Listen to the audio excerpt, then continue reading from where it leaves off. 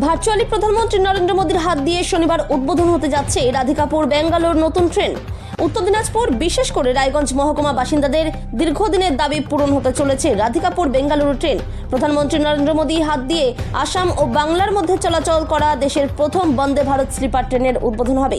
শনিবার দুপুরে উত্তরবঙ্গের মালদা রেল স্টেশন উপস্থিত হয়ে প্রধানমন্ত্রীর সবুজ পতাকা নেড়ে দেশের প্রথম বন্দে ভারত সহ আরও কয়েকটি নতুন ট্রেনের সূচনা করবেন।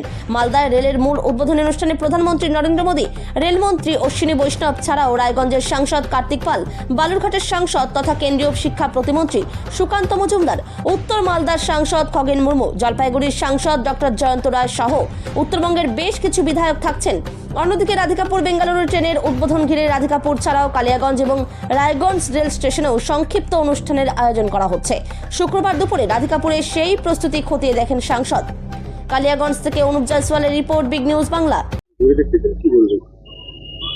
নমস্কার, আমার প্রিয় রায়গঞ্জ লোকসভাবাসীবৃন্দ, আপনারা সবাই জানেন আমার লোকসভাবাসীর দীর্ঘদিনের চাহিদা রাধিকাপুর ব্যাঙ্গালোর ট্রেন।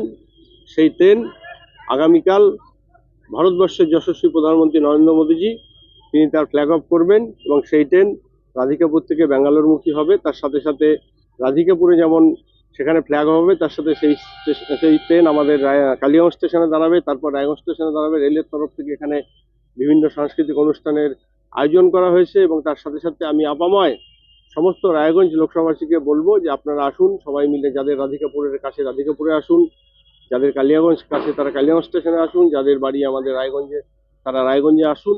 আমাদের এই ট্রেনকে স্বাগত জানান এবং কোথা থেকে এবং কটার সময় প্রধানমন্ত্রী উদ্বোধন করবেন।